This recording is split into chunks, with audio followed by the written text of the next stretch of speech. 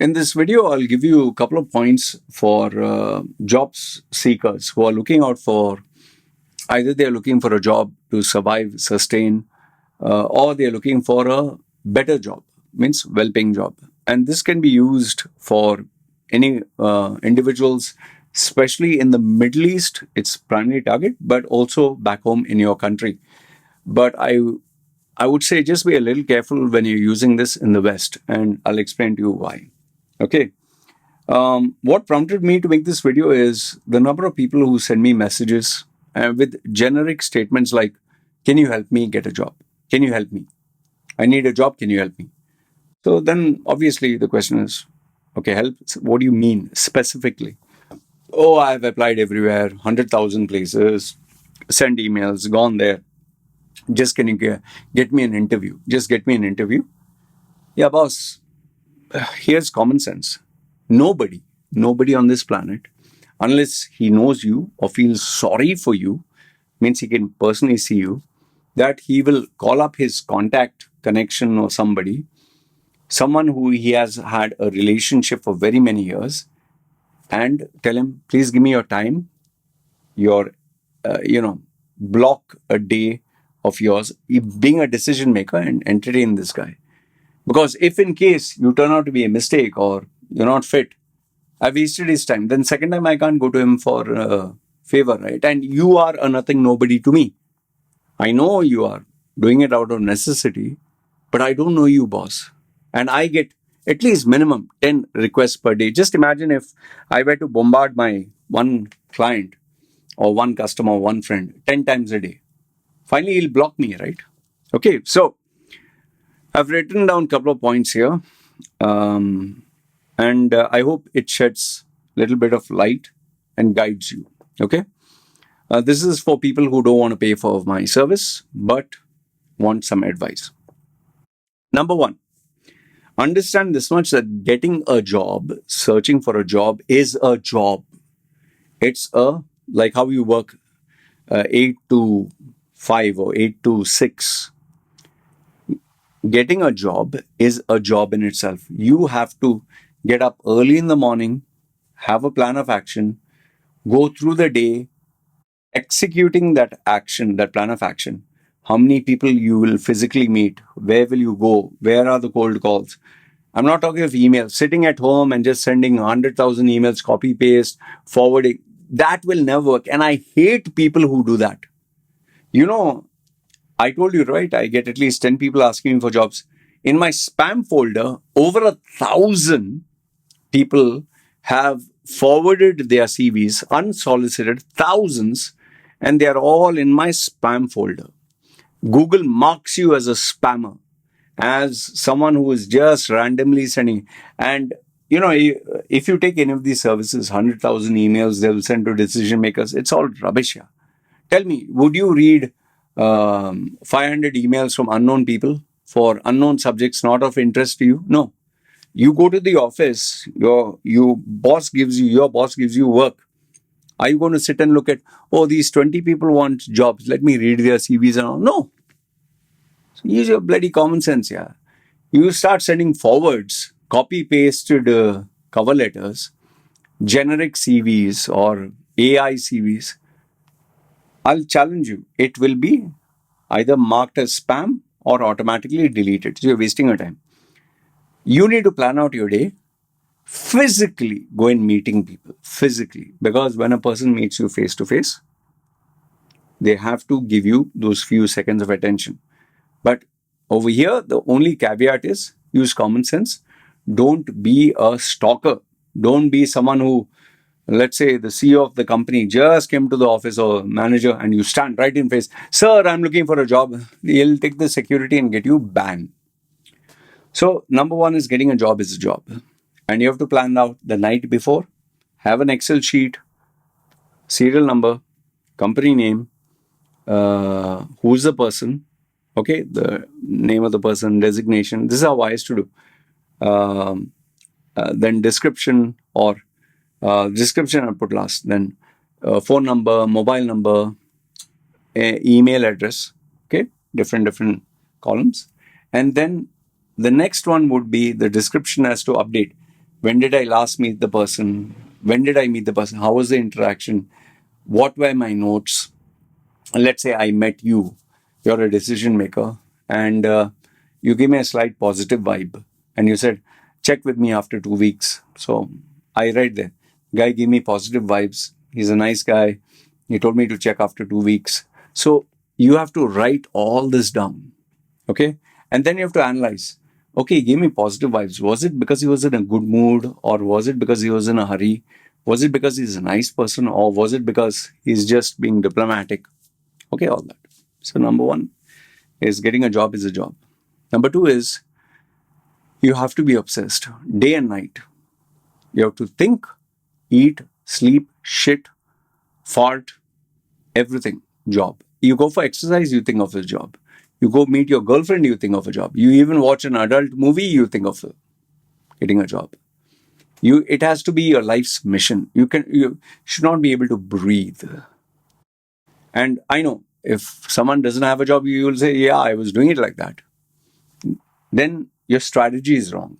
If you're doing it that way, like for example, if there's a wall and I say, try till you succeed. I take that advice to heart and I go and hit my face on the wall. Ugh. Then I say, oh, try till you succeed. Again, I hit my face on the wall. The strategy is wrong. You need to find a door or a window to get out. That's called a smart strategy. So sometimes if you're doing it wrong, spamming people, being a stalker, your CV is not ready, or your interview skills suck, then even if you get an opportunity, you'll mess it up. So yes, you have to be obsessed, but get your strategy right. And if you have a job, you already have a job, and you're searching for a job, don't take it like there are some people who tell me, "Hey, I'm looking for a job." Okay, yeah, I applied once, you know, 2 weeks ago. Okay, then no, nothing. I'm just looking out for a job and nothing serious. And then nobody will give you a job. The ones who are obsessed will get a job, not you. Next one. Emails, they work only if the person knows you and the person requested you to send an email, and or the person invited you to send the email. Let's say there's a vacancy. But then if you're going to copy paste or use OpenAI, it can detect. You really have to take the pain to customize that letter. Really, if you're not a wordsmith, then practice breaking down word for word, least amount of words, least amount of sentences, focused on what that guy wants. Draft it, make it short. Plan of the action should be CV attached. Okay, and when are you available? So that is if it's an email. Physical presence, though, you have to be tip top shape. Like when you're going on a date, if someone comes smelly, stinky, and tired, not interested. You have to be at your A game. Now, I know it's very difficult for me to say this, especially if you're traveling by train, by bus, by heat. Life is unfair. Figure out a hotel or something nearby. Have your toiletries with you in a bag. Have an extra shirt if you're sweating. Make sure you are presentable to the best. And if you're going far off, make sure you reach that place 1 hour early. Go to a cool place, cool cafe, something. Let your body heat come down. Freshen yourself. Look good, smell good, and then go. Don't go if it's very far, you travel far and you come there sweaty and smelly and stinky. Yeah, you're going through all these problems. He doesn't give a fuck. He just wants the best. Okay. You have to network shamelessly.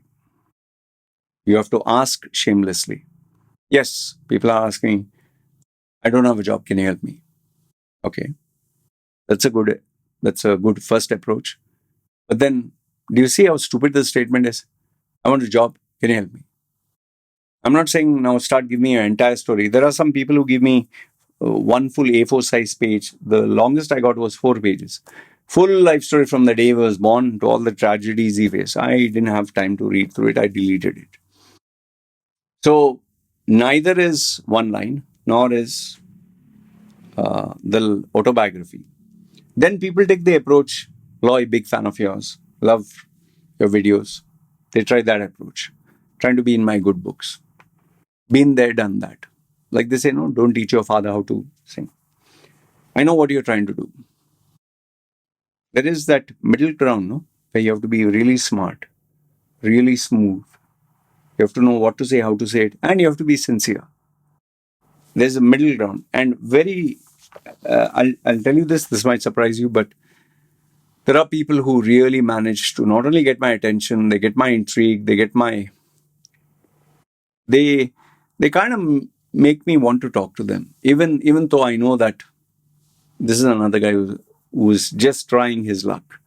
But if you have money and you're at a good position and you're trying to squeeze out a free service, my response, see, it's don't think you can fool people. For me, it's very simple. I block that person. I'm not interested in manipulators who try to. They want to make money, but they don't care about you. Why should I give you my benefit? Okay. So network, but be value added to other people. Okay. And don't think you're smarter than them, better than them. Next one is you must. See, when you're angry, when you're rage, and there's bottled up this thing, we tend to never take no for an answer. We don't care it's possible or impossible. You need to have that rage, that anger, that vengeance inside. I'm going to prove you wrong. I'm going to prove you people who laughed at me, you cancelled me, you mocked me, you wanted me to get destroyed. And when you have that inside, nobody can stop you. Always remember, someone who is happy-go-lucky, smiley, smiley, there's no intensity. But someone who has like literally, like blood is boiling. He wants to prove a point. Nobody can stop that person. You need to be very competitive. Let's say, for example, you're going for a modeling this thing. Obviously, you have to look better than them. If you're going for a singing, you have to sing better than them. You have to not only look, you have to sound, you have to smell. Imagine someone is going to take your interview, it's going to be published on BBC World. You will dress up like as if you're getting married. You'll go to a barber shop, you'll go get a facial, you'll wear the best tie, or you'll get a stitched suit and you look good. You might even try to lose weight. Or let's say you're going to meet the world's most beautiful or most handsome or most successful man. You're going to be at your A game, right? I don't expect you to do the same with every employer, but push yourself to understand the employer wants only the best. How badly do you want it?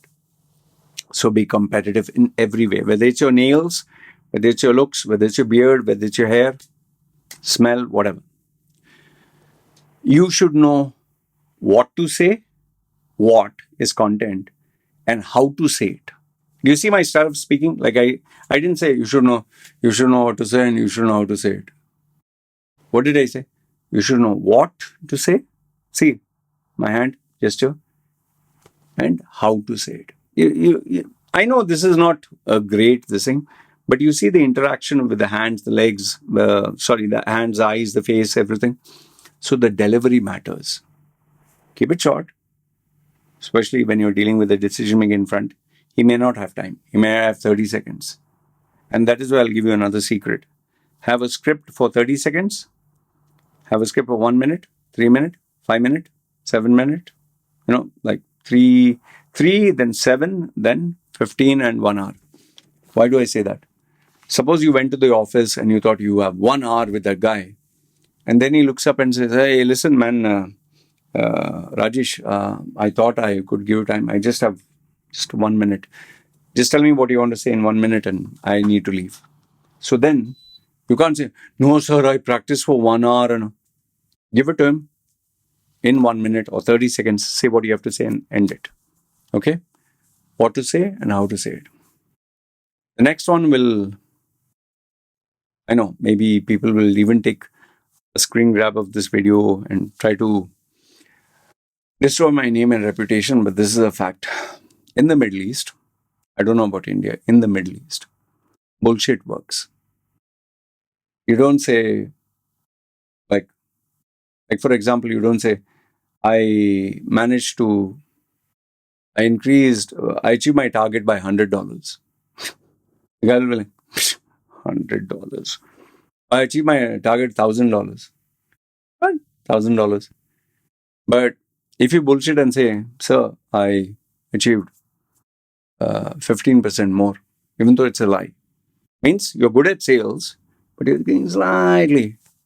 Everyone does this during interviews. Everyone bullshits a little bit. Like the bullshits people give. So I'm very passionate about work. I love my job. I love sales. I was number one in this. I bought them. All this is all bullshit. Everyone knows. But here you need to know how to bullshit. Don't give the generic stuff like, sir, I achieved 2.6 million in terms of revenue, brought down the cost by 8.6%, and mentored so many people and opened so many branches, and we expanded in these territories. Everybody says that. Everybody, whether you'll believe me or not, people know how to bullshit in those things. How can you stand out? And that takes the art of writing, scripting it properly,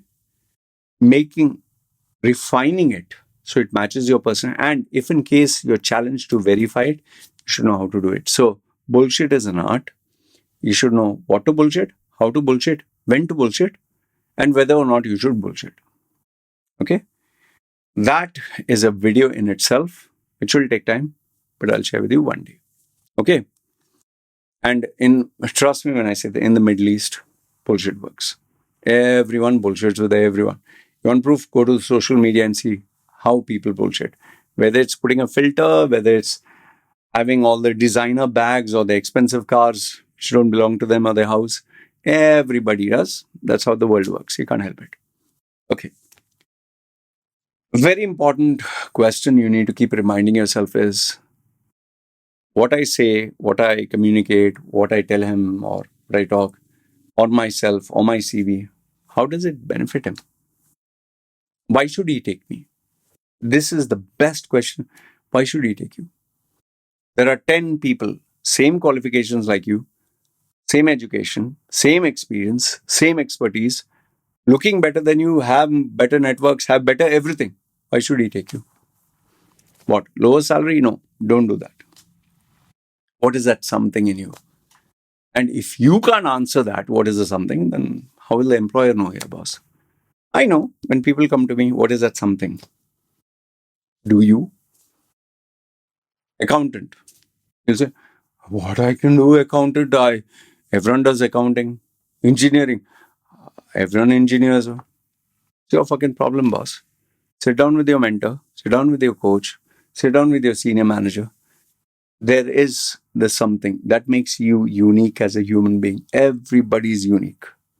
If I had subscribed that there is nothing Roy Machedo can do I have a production team? No.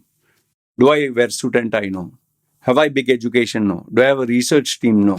Do I have tons of money when I start my YouTube channel? No. That's something unique. I capitalized on it, made it work. And that is where I stand out. You have something in you. Just need to figure out how to commercialize it. Okay? So, what is the benefit he gets? Always ask yourself, what is the benefit he gets? Why should he employ me? Like you say, no, what benefit do I get? I want this salary. You are very specific. I was getting 10,000, I want 15,000. Okay. What does he get? And remember, what you say, he will write it down. And if it's measurable, you better deliver or you'll be thrown out. Okay. Whether in life, personally or professionally, you need to ask yourself what makes you stand out. What is your unique USP? All of us has that. That is why in all these people who copy ChatGPT, OpenAI, softwares, this and that, it will not work here, boss. You're just numbing. You're not using the muscle that you have. If a bodybuilder, he can lift 100 kilos, but he stops going to the gym and starts, asking other people to help him, his strength will go down. Then if he cheats or uses a machine just to impress us, his strength will go down. He can get injured and all. Same way, if you're going to use all these softwares, free email, how to write a free email, how to write free response, how to design, how to graphically change the color, how to code, how to make a website, you'll destroy the skill that you have. You're making yourself dependent on that software. Don't do that. The last 4 points. We as human beings always use emotions. Are you likable? If you're not likable, is there something that the person can like about you? See, I'm a very irritating guy. I talk too much. I look not part of society. Yet, I would make sure the person who I'm speaking with would like me. Seriously asking you, the people who pay me money, full money in advance, if they didn't like me in the sense not, oh, I love you, no. If they didn't have that, I can trust this guy. I may not agree with his views. I don't like his stance on religion. I don't like his tattoos. I don't like how he treated girls. But if I pay him, I know he'll stand up. He'll deliver. If they have that trust, that belief in you, that integrity, automatically respect comes. And that is why likability comes. So are you likable? Remember, it need not be sexual. It need not be, although that helps if you're attractive, sexy, and this and that. But if a person cannot like you, they'll not choose you. Remember, we always buy out of emotions and then we justify it with logic. Nobody buys a car. This is 9 horsepower and 12 this thing liters per whatever, this and that. No. They first feel, wow, that red car. Oh, that wind. Oh, that feeling. It's always emotions. It's like first you get the table, then you put the legs. Are you likable? Third last point is people don't want employees. Neither do they want entrepreneurs who will take their business and become competitors. They want leaders. They want someone who is dependable, who I give him a job as an accountant, but I know that he can take care of the office when I'm not there. Dependable, integrity. The guy who will, you don't need to tell him, listen, do this extra work. He will clean that extra bit. He will go to the bank even without being told. He will do this extra.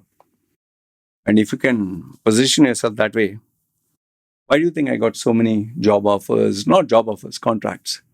Even though my job was supposed to be just brand management, I gave free training. I sat with the employer, I asked him, the decision maker, the owner, you sold how many units? What can I do to sell double? How we can bring down the cost? So when I take interest now, you take interest in me. Always remember, we want someone like our right-hand guy.